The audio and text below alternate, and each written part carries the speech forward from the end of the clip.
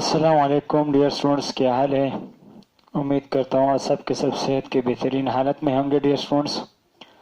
तो आज हम अपने सेकंड चैप्टर का आगाज़ करने जा रहे हैं। 9th क्लास की जो फिज़िक्स है के पी के हो, पंजाब हो, सिंध हो, किसी भी बोर्ड से रिलेटेड हो, लेकिन फिज़िक्स का पूरा कंसेप्ट वो सेम है। तो आज का जो हमारा टॉपिक है डियर स्टूडेंट्स वो है मैकेनिक्स। हमारे बुक में जो चैप्टर्स है, चैप्टर का नाम है मैकेनिक्स। तो चैप्टर का नाम काइनेमेटिक्स है और मैं जो स्टार्ट करने जा रहा हूँ तो मैं थोड़े से फंडामेंटल्स लिहाज से उस चैप्टर को स्टार्ट करने जा रहा हूँ। तो मैकेनिक्स ये फिज़िक्स की एक ब्रांच है जिसमें हम मूविंग ऑब्जेक्ट, जो भी ऑब्जेक्ट मोशन कर रहा हो, जितने भी ऑब्जेक्ट है हमारे इर्द गिर्द और वो मूवमेंट कर रहे हैं, तो उसकी स्टडी हम फिज़िक्स के जिस ब्रांच में करते हैं उसका नाम है mechanics, the study of moving object. तो इसके फर्दर दो मजीद ब्रांचेज हैं, एक को कहते हैं काइनेमेटिक्स और दूसरे का नाम है डायनेमिक्स। तो काइनेमेटिक्स ये अलग चैप्टर है जो आप उसके बारे में आज हम पढ़ेंगे और डायनेमिक बाद में चैप्टर आएगा। तो काइनेमेटिक्स के बारे में देखते हैं कि काइनेमेटिक्स जो चैप्टर है हमारा, जिस पर हमारे पूरी फोकस होगी, तकरीबन 7-8 लेक्चर बनेगी इंशाल्लाह इस चैप्टर में। तो काइनेमेटिक्स जो है ये डिराइव किया गया है, ये लफ्ज़ आया है ग्रीक लैंग्वेज से।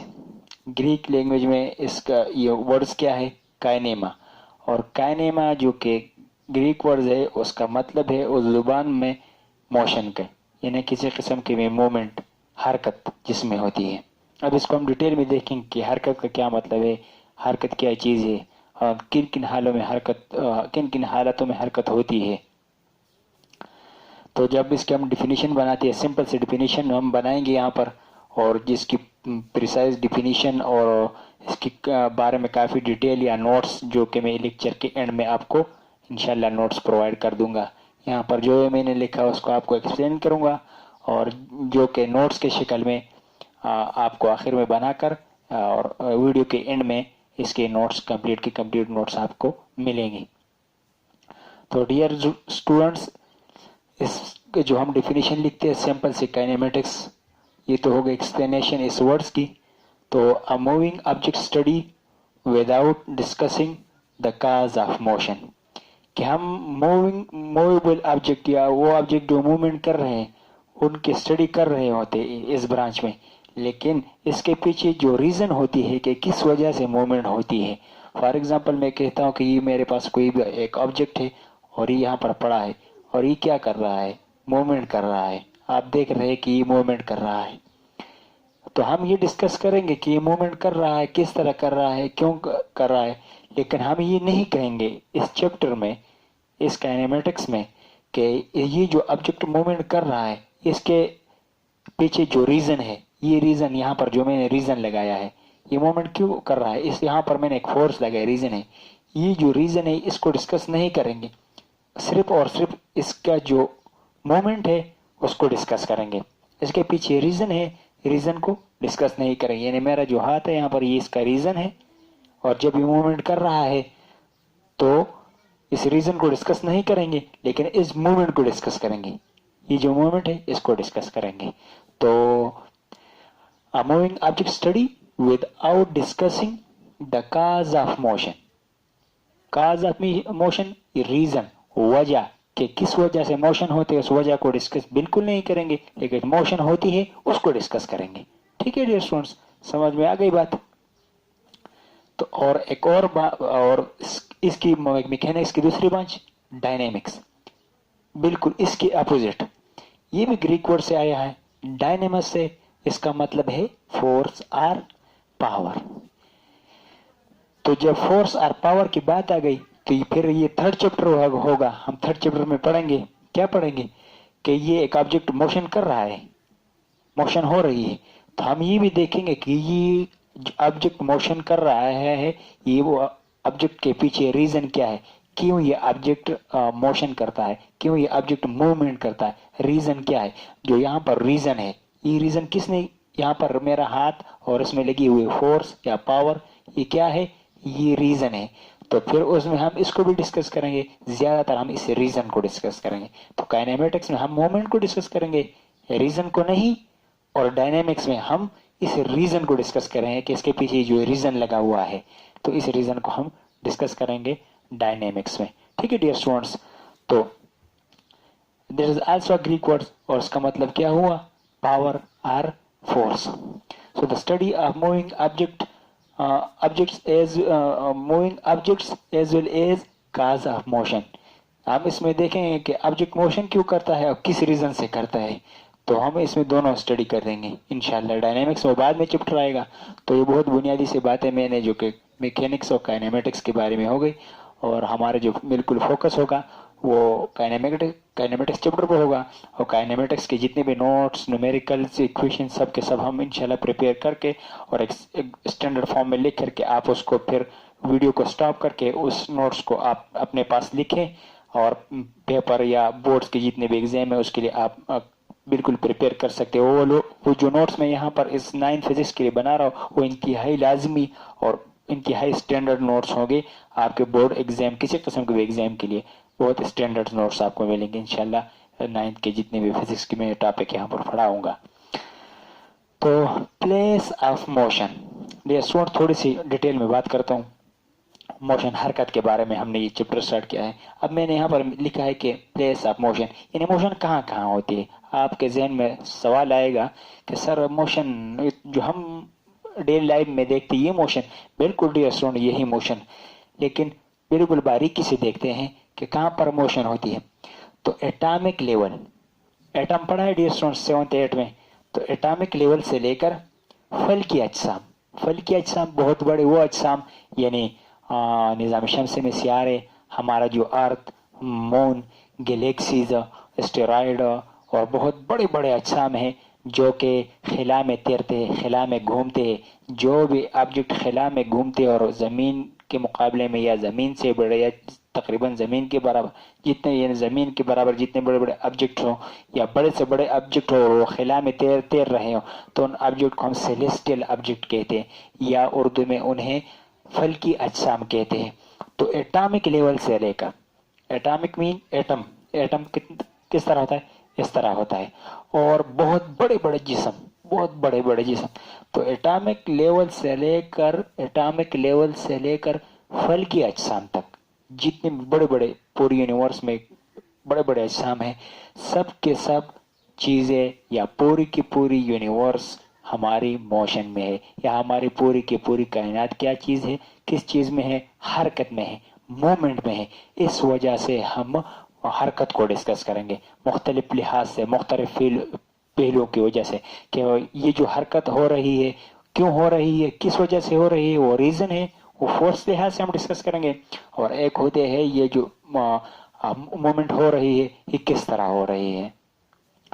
तो अगर आपसे कोई भी बंदा या कोई भी टीचर आपसे पूछे कि डियर स्टूडेंट हम मोशन के बारे में डिस्कस करते हैं, तो क्या मोशन चंद अजसाम करते हैं और ऐसे भी अजसाम है जो मोशन नहीं करते, तो ये एक अलग कंसेप्ट है। इसको मैं इंशाल्लाह बाद में, इसमें आपके बुक में दिया गया है रेस्ट एंड मोशन, ये दूसरा टॉपिक है हमारा इसके बाद दूसरा टॉपिक है इस लेक्चर का। तो बात जब इसे फंडामेंटल लिहाज से आप पढ़ाएंगे या आपको कोई पूछे कि मोशन बाज़ जगहों पर होती है बाज़ जगहों पर नहीं होती, तो सीधी सी बात, सिंपल सी बात ये है डियर स्टूडेंट्स कि एटॉमिक लेवल से लेकर फल्की अजसाम तक और पूरी की पूरी यूनिवर्स हर एक चीज मोशन में है। तो डियर स्टूडेंट्स आप कहेंगे कि मून जो हरकत करता है वो भी हमें डायरेक्ट नहीं दिखाई देता, और इस तरह एटॉमिक लेवल पर भी आपने यहाँ पर कहा कि एटॉमिक लेवल से लेकर फल्की अजसाम तक सब के सब पूरी की पूरी यूनिवर्स मोशन में है। तो बाज मोशन, बाज ऐसी हरकत है कि वो हमें नजर आती है और उसको हम अपने इर्द गिर्द देख सकते हैं, लेकिन एटॉमिक लेवल जो वो हमें नजर नहीं आता। और जब मून या कोई सूरज वगैरह जाता है, हरकत करता है, वो भी हमें नजर नहीं आता, हो रहा है लेकिन हमें नजर नहीं आता कि यहाँ पर मून या सूरज, फिर हमने देखा कि वो इस तरह आया यहाँ पर पहुंच गया, इस तरह नहीं, लेकिन वो बहुत दूर है, बहुत बड़ा ऑब्जेक्ट है, उसकी मूवमेंट है, लेकिन हम हो रहा होता है, दिन रात आती है, इस तरह जो कि मून भी मूवमेंट कर रहा है, लेकिन हमें डायरेक्टली पता नहीं चलता, उस वक्त पर पता नहीं चलता, कुछ वक्त बाद हमें पता चलता है। इस तरह एटॉमिक लेवल पर भी होती है। तो हमारे आंखें बिल्कुल इतनी पावर की नहीं कि डायरेक्टली उसको भी देख सके कि इस तरह वो मून हरकत कर रहा है, इस तरह एटम भी सर हरकत कर रहा है। तो इसके दरमियान में जो कि हम डेली लाइफ में देखते हैं, मोशन हमें देखती है। लेकिन मैंने कहा कि पूरी की पूरी यूनिवर्स एटॉमिक लेवल से लेकर और फल्की अजसाम से सेलेस्टियल ऑब्जेक्ट तक पूरी की पूरी यूनिवर्स मोशन में है। तो इस मोशन को हम स्टडी करेंगे बहुत बारीकी से। इसके लिए हम मुख्तलिफ इंस्ट्रूमेंट तैयार करेंगे, देखेंगे कि किस तरह मोशन होती है। तो ये होगा काइनेमेटिक के बारे में थोड़ा सा इंट्रोडक्शन। तो यहाँ पर एक दो वर्ड्स हो रहे, एक को कहते हैं रेस्ट और एक को कहते हैं मोशन। इस वक्त मैं मोशन में हूँ डियर स्टूडेंट्स, आप मुझे देख रहे हैं कि मैं यहाँ पर आया या यहाँ पर, या आप अपने इर्द गिर्द देखें तो वो परिंदे भी हरकत में होंगे, या आपके इर्द गिर्द गाड़ियाँ हरकत में होंगे, जहाज हरकत में होंगे, बहुत सी चीज़ें आप हरकत में देखेंगे अपने इर्द गिर्द। तो एक होती है रेस्ट और एक होता है मोशन। मोशन क्या होता है dear students? Motion sorry rest क्या होता है? फॉर एग्जांपल मैं यहाँ पर खड़ा हूँ और आप सब के सब स्टूडेंट फॉर एग्जांपल यहाँ पर बैठे हैं। तो जब मैं यहाँ पर मूवमेंट कर रहा हूँ, आप मुझे देख रहे हैं, तो आप जिस जगह पर बैठे हो आपके लिहाज से, आप जिस जगह पर हो तो आपके लिहाज से जब आप मुझे देख रहे हो तो मैं हरकत में हूँ। या आप किसी रोड पर खड़े हो जाएंगे तो वहाँ पर जो गाड़ी आपके करीब से गुजरेगी तो वो हरकत में है। आप जिस जगह पर बैठे हो आप रेस्ट में हैं। तो हम इस तरह कहते हैं कि जब भी कोई जिस्म अपने इर्द गिर्द माहौल के लिहाज से अपनी जगह को तब्दील करे वक्त के लिहाज से, वक्त के साथ साथ, तो हम कह सकते हैं कि ये ऑब्जेक्ट मोशन में है। या हम इस तरह कहते हैं कि कोई भी शख्स किसी जगह पर बैठा हुआ है और वो देख रहा है, कोई उसके पास इधर उधर गुजर रहा है, तो जो भी चीज़ें गुजर रही है वो मोशन में है। जो शख्स जिस जगह पर बैठा हुआ है वो उसकी वो हालत क्या कहता है, क्या कहलाती है? रेस्ट कहलाती है।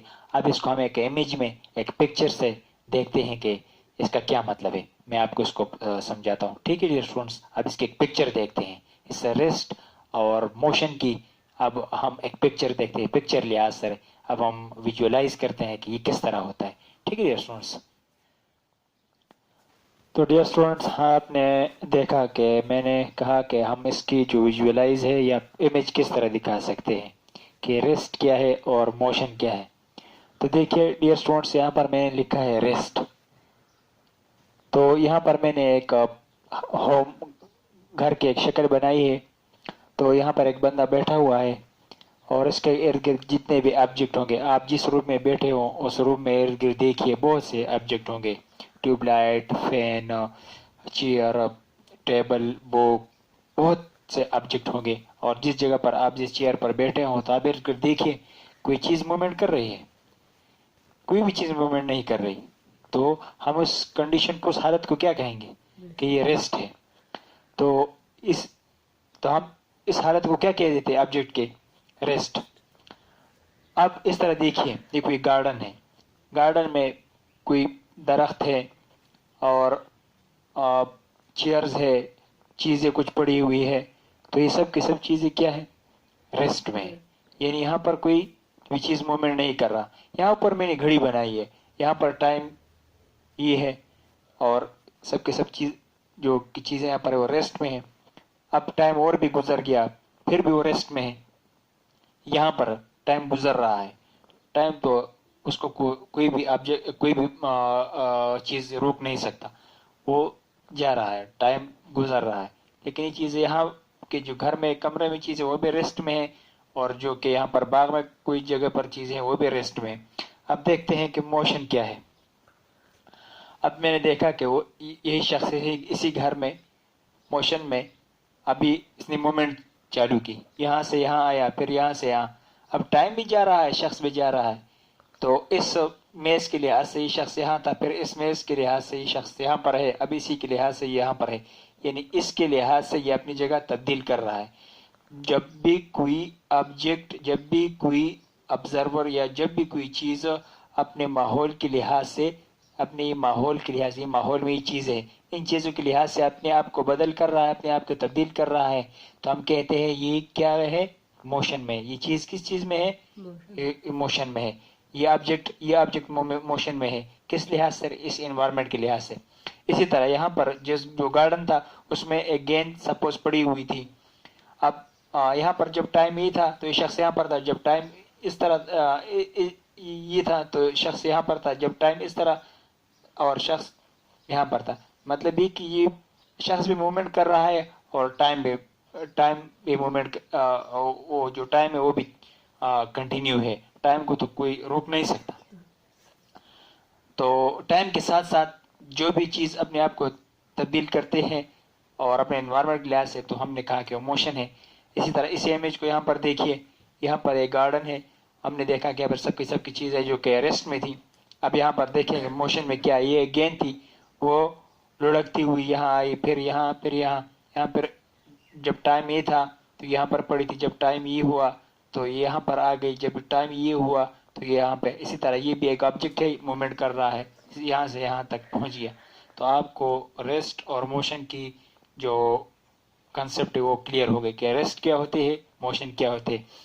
तो रेस्ट के लिए हम क्या कह सकते हैं कि when an object does not change its position around according to the surrounding environment, so we said that such object in a rest, and an object is said to be in motion when it changes its position with the passage of time and according to your surrounding. So we said such a body, such a object, such a thing in a motion.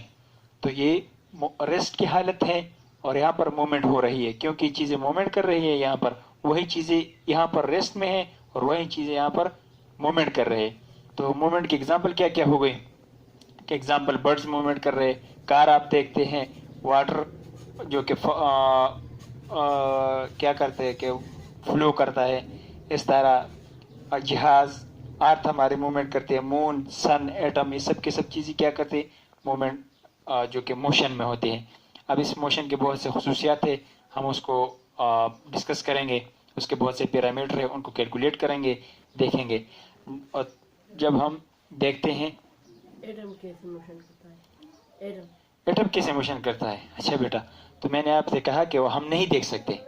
बहुत से वो atom की movement इस तरह होती है कि उसको बहुत बारीकी से देखा जा सकता है, माइक्रोस्कोप के थ्रू उसको देखा जा सकता है। ये चीज़ एटमों से बनी है, इसमें जितने भी एटम है वो अपनी मीन पोजीशन से, अपनी इक्विलिब्रियम पोजीशन से इधर उधर मूवमेंट कर रहे हैं, लेकिन हमें नज़र नहीं आ रहा है कि दूर नहीं चला जा सकता। इसके जितने भी एटमों से बने हैं वो सब के सब एटम इसी में रहेंगे, लेकिन मूवमेंट कर रहा है। यानी इसका मतलब ये हुआ कि हरकत, हर जगह हरकत है, यानी रेस्ट के कंसेप्ट नहीं, हर जगह हरकत हो रही है। अब हम देखते हैं एक और टर्म है इसी चैप्टर में, एक और टर्म है, उसे कहते हैं कि rest and motion are relative. Rest and motion are relative, कि इनके दरमियान एक रिलेशन है, रिलेटिव है। अब हम देखते हैं कि किस तरह ये रिलेशन है। Dear students, rest and motion are relative. अब इस बात को भी समझना है, ये भी एक छोटा सा टॉपिक है कि रेस्ट क्या है और मोशन ये दूसरे रिलेटिव है। तो रिलेटिव का क्या मतलब है? रिलेटिव का मतलब ये है डियर स्टूडेंट्स कि ये कोई शख्स है, इस सड़क के सड़क के करीब बैठा है, कोई भी चेयर मेज कोई भी जगह उस वहां पर बैठा है और यहाँ से कार गुजर रही है।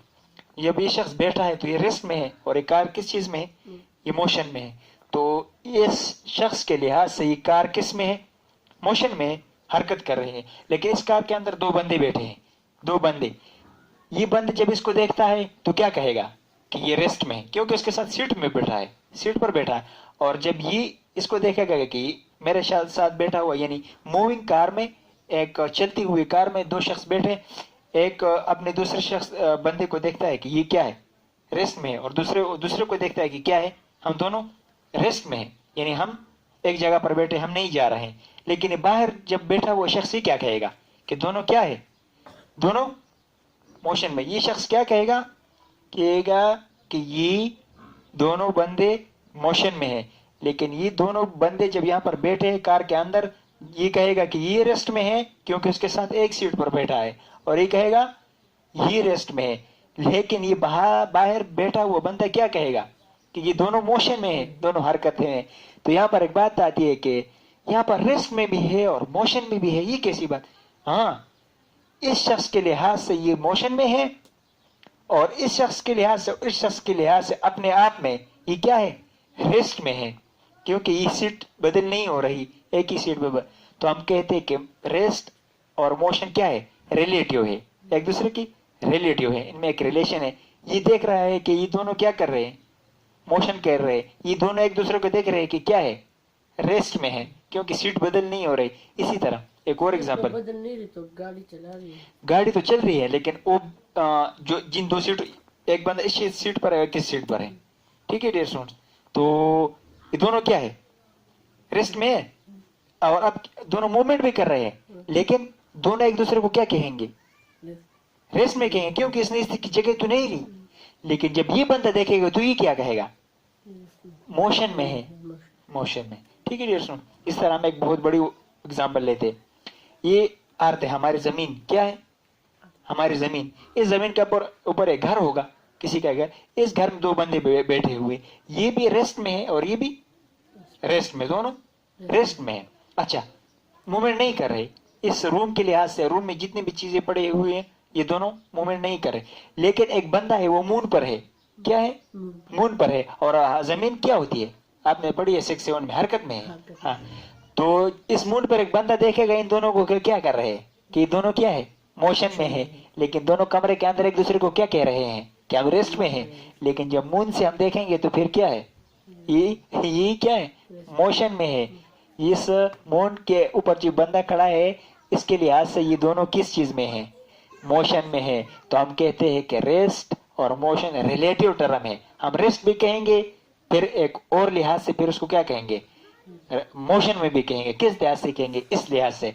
इसी तरह जब ये शख्स है, ये शख्स अपनी जगह पर खड़ा, ये अपने आप को क्या कहता है कि मैं अपनी जगह पर खड़ा हूं, लेकिन ये लोग क्या कहेंगे कि ये क्या है, मून के ऊपर है, लेकिन मून तो मूवमेंट कर रहा है, तो ये इस मूवमेंट में है। तो इसीलिए rest and motion are relative. जब आप रेस्ट कहेंगे तो उसके साथ साथ मोशन भी होगी, लेकिन रिलेटिव मीन के ये एक दूसरे के लिहाज से तब्दील होते हैं। यानी जब आप रेस्ट कहेंगे तो उसके साथ साथ मोशन भी है, और जब आप मोशन कहेंगे तो उसके साथ साथ रेस्ट भी है। किस तरह, ये दोनों बंदे यहाँ बंदे बैठे थे, ठीक है, और ये दोनों एक दूसरे को क्या कहेंगे कि हम रेस्ट में, लेकिन ये बंदा क्या कहेंगे, मोशन में। क्यों, क्योंकि अर्थ क्या कर रही है, घूम रही है। ये बंदा अपनी जगह पर खड़ा है तो ये अपने आप को क्या कहेगा, मैं रेस्ट में हूँ, लेकिन मून घूम रहा है, ये क्या कहेंगे कि वो मोशन में। तो ये छोटे छोटे टर्म थे। इसके बाद हमारे जो आने वाले टॉपिक्स है या आने वाला लेक्चर है वो होगा types of motion. Okay dear students.